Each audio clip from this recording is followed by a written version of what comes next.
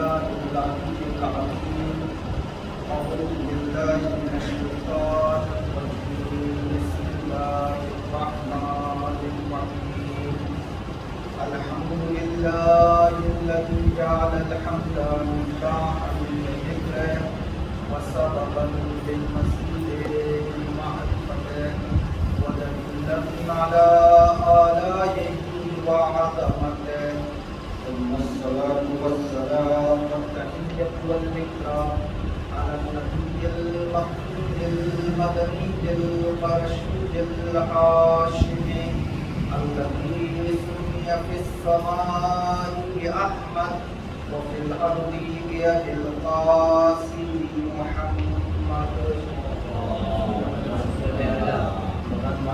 وعلى آله الطيبين الطاهرين المعصومين سيما على بقية الله في الأرض روحي وأرواح العالمين لقراب مقدمه الفداء ولعنة دائما وعلى أعدائهم أجمعين أما بعد فقد قال الله تبارك وتعالى في كتابه المبين بسم الله الرحمن الرحيم سبحان الذي أسرى بعبده ليلا من المسجد الحرام إلى المسجد الأقصى الذي باركنا حوله لنريه من آياتنا إنه هو السميع العليم صلى الله عليه وسلم.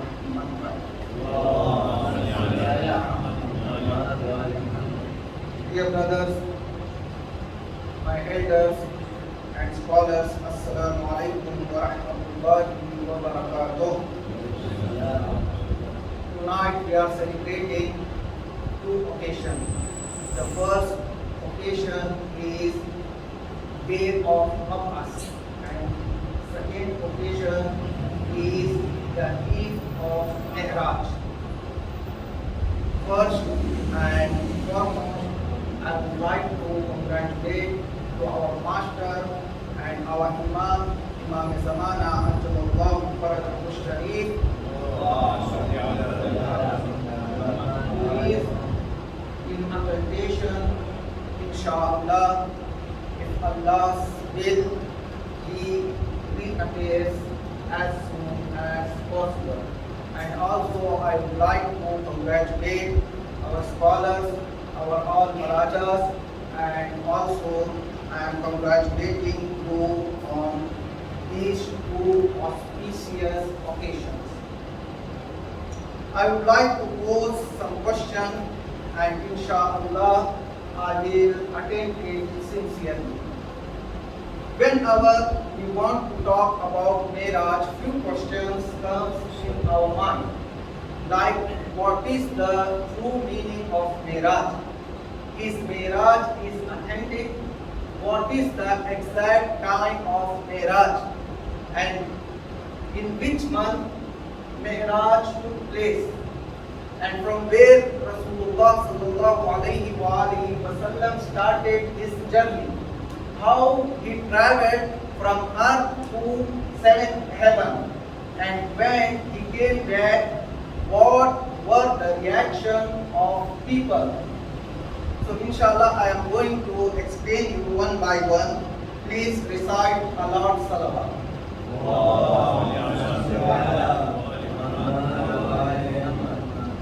What is meaning of Mi'raj?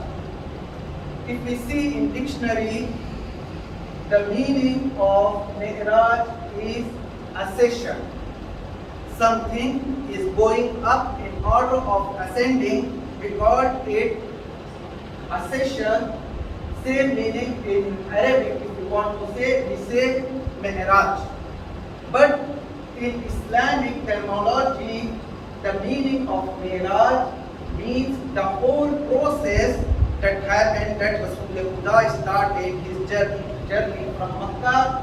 He went to seventh heaven and again he came back to Makkah.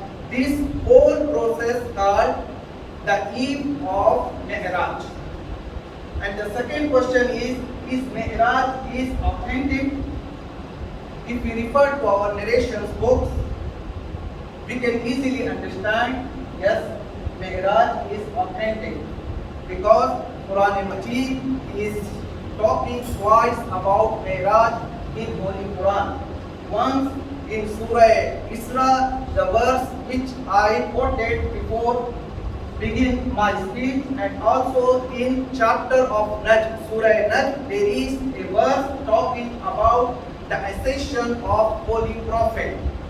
Yeah, there is a difference between scholars about the Mi'raj details, but it took place, it is authentic near Ahl Sunnah and also near Shia. But some of the scholars of Ahl Sunnah believe that Mi'raj took place, but it was not in physically way, but spiritual. Rasul Khuda, like one person see dream.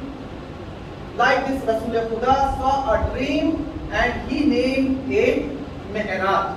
But according to our beliefs, Shia belief, we believe that Mi'raj took place physically and also spiritual.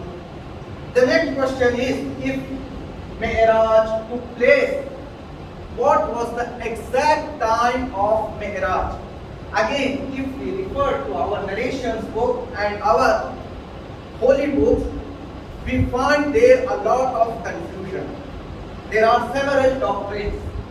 Some narrated that Mi'raj and accession took place in the life of Hazrat Abu Talib alayhi salam. Few others narrated no, Mi'raj took place after the sad demise of Hazrat Abu Talib alayhi salam.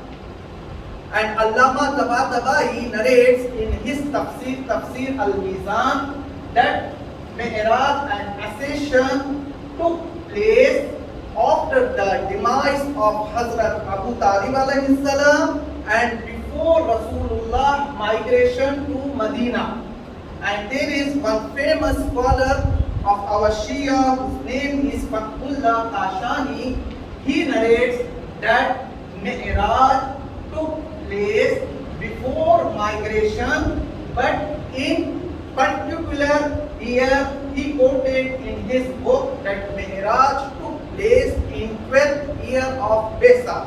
As you know, before the Besa and the appointment of Holy Prophet as a apostle, the year was counted by Amul Fil. One Amul Fil, second Amul Fil, third Amul Fil. When our Rasul Khuda appointed as a apostle from Allah subhanahu wa ta'ala, then people were counting their years by Besa. First year of Besa, second year of Besa, third year of Besa, fourth year of Besa. But after the migration of Holy Prophet to Medina, we begin to count our years in Hijrah. Now we are in 1442 year of Hijrah. So Fathullah Kashani narrated in his book that accession of Holy Prophet took place at 12th year of Besa. And the other question comes in our mind that if the accession took place, what was its exact date? Again, we find lot of confusion in our books. Some narrated that it took place in Rabiul Awal. Some others narrated it took place in Shawwal. But the popular and well-known doctrine is that it took place in 27th night of Mahe Rajab, which is we celebrating now. The other question can come into our mind is that what was the duration of Prophet's ascent? What was the whole duration of this process? If someone wants to travel from Tanga to Darussalam, it takes 4 hours. If someone wants to travel from here to other continent, it took a lot of time. But our Prophet is traveling from Makkah to Palestine, then from Palestine to 7th heaven, Maybe it took many of months to reach seventh heaven, but there is a narration from our sixth Imam, Imam Jafar Sadiq alayhi salam, in which narration our sixth Imam narrated that it was only in the duration of one night.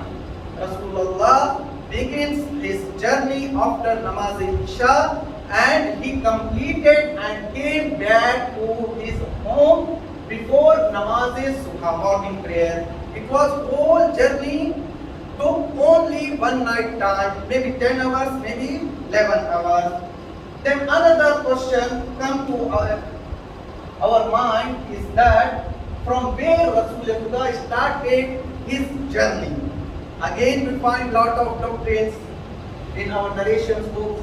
Some narrated that Rasulullah started his journey from Masjidul Haram. Some others narrated no, he started his journey from Shebe Abi Talib. Some others narrated that he started his journey from the home of Hani. This narration and this doctrine is very popular, and our ulama believe that Rasulullah started his journey to Miraj from the home of Hani. Then again, question raised in our mind that is the accession of Prophet was only once or it happened several times. If we refer to our books, we find that our scholars narrated it happens only once. But Allama Tabatabai in his Tafsir al-Mizan quotes that it happens twice in life of our Holy Prophet. If it is authentic that our Prophet traveled from Mecca to Palestine and from Palestine to seventh heaven, how was his journey went? If we refer to our books, we can get answer from our books. Our books narrate that Allah subhanahu wa ta'ala commanded to Hazrat Jibreel to reveal on the home of Hani. Hazrat Jibreel arrived at the home of Hani with Buraq. Buraq means a thing which brights, because Allah subhanahu wa ta'ala sent a white baby horse. That's why his name became Buraq. Hazrat Jibreel came with Buraq and he carried Rasulullah from the home of Hani. First of all, they both went to Baitul Maqdas, and our Rasulullah prayed there, and also there was a stone, his name was As-Sakhra. He stood up on that stone, and from the mu'jiza and miracle of Allah subhanahu wa ta'ala, in a blink of an eye, Rasulullah with Jibreel reached to first heaven. When Rasulullah reached to first heaven, he met with Malakul Maut, and Malakul Maut described him how he take the soul of sinner and how he take a soul of mu'min. Then Rasulullah went to second heaven. He met Harun, the brother of Hazrat Musa, at second heaven.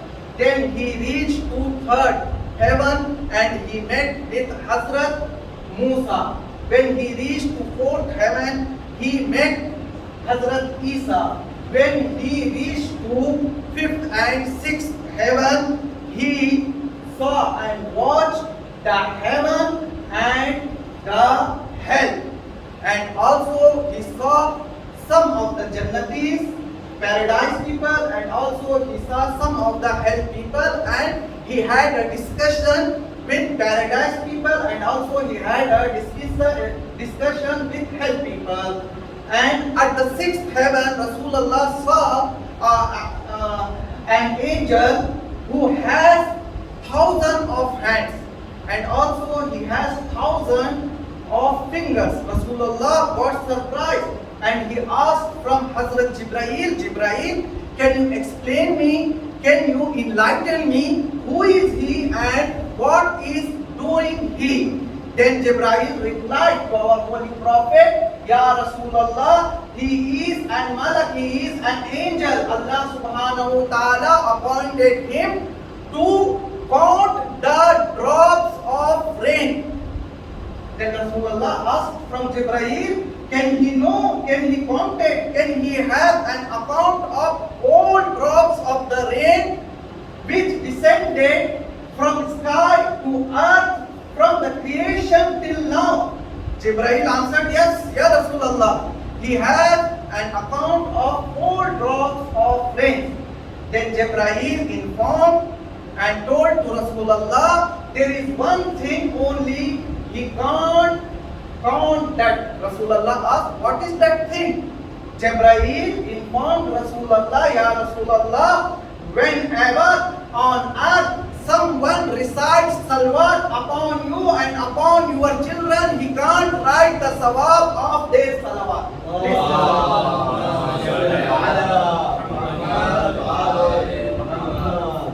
When Rasulullah passed the sixth heaven and reached with Jibreel to seventh heaven, Jibreel apologized Rasulullah and told, oh Rasulullah, this is my last boundary. I did not cross this boundary, and today also I don't want to cross this boundary because I know if I cross this boundary, my wings will be taken away from me.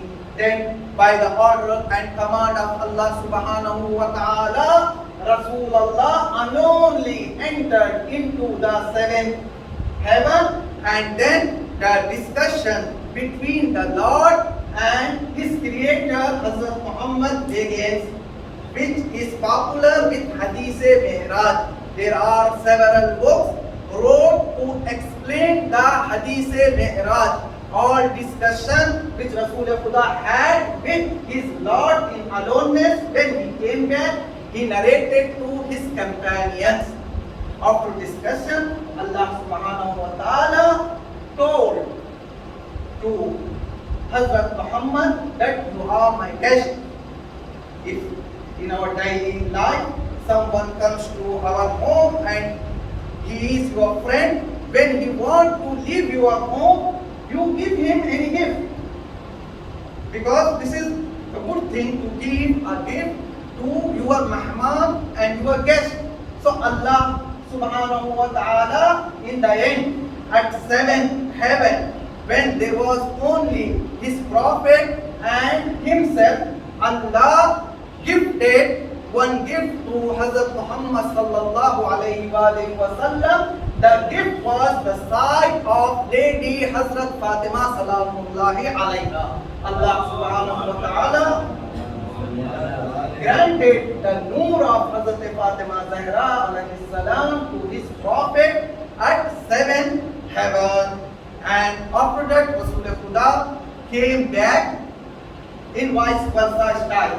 As he went from same path, he came back. When Rasulullah came back to Makkah and he informed people of Makkah, especially to Quraysh, that he went last night to the accession. There was the accession. I first traveled to Palestine, and from there, by the order of my Allah, I traveled to seventh heaven, and I had a discussion with my Lord. Initially, people of Quraysh denied the Holy Prophet. They told him, maybe you saw a dream and you think that you went and came, because it is impossible if a person claims that in 10 hours I went to the Palestine and then to the seventh heaven and same night I came back. People denied initially. Then when Prophet told them, no, really I went and came back, they asked proofs from Rasulullah. They brought someone who traveled before to Palestine, and in front of that person they asked proof from Rasul Khuda to describe Palestine geographically and also to describe Masjid al-Aqsa with its infrastructure. Rasulullah described it, and the person who was there, he acknowledged and he informed to people of Quraysh that he is saying right. And also they asked to present a proof about the Meccan caravans who went to the Palestine. They told to Prophet Muhammad, if you are truthful, inform us if you travel to Palestine, maybe or surely you visited to our peoples who are coming back from Palestine. Inform us where are they now. Prophet informed, when last night I met them, they were nearest to Makkah. Maybe they will receive to Makkah in some minutes.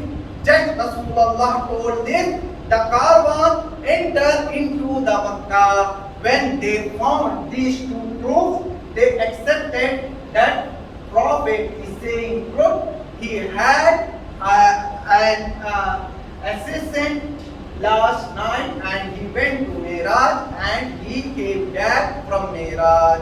The another occasion which we have tonight is Day of Mab'as. As I conveyed you the message which I got from our books, there is a lot of confusion about the exact date of Ascension and Miraj. But about Mab'as, there is no confusion. All of our scholars, Ahl Sunnah, Wahhabis, Sufis, Muslims, Ismailis, all quoted one day for the appointment of Rasul and our Prophet as an apostle of Allah. The date is 27th of Rajab. But unfortunately, we mention even in our calendar the date of Miraj, but we forget the date of Mab'as, which is important. If I don't say it is important than Miraj, then I can say it is equal to Miraj. We have to remind these both dates because in one date the Prophet of Allah taking his position from Allah subhanahu wa ta'ala, and at another day Allah subhanahu wa ta'ala honored his prophet by giving Fatima salamullahi alayha to him. There are some amals narrated in Mafatihul Jinnan for this night. The first amal, it is recommended that the mu'min has to take ghusl and also he has to recite 12 rakah namaz with particular surahs, and after that there is a particular dua which we have to recite tonight, and also there is ziyarah of Prophet, and also we have to recite the ziyarah of Imam Ali alayhi salam tonight. May Allah subhanahu wa ta'ala accept our amal from us. Wassalamu alaikum wa rahmatullahi wa barakatuh.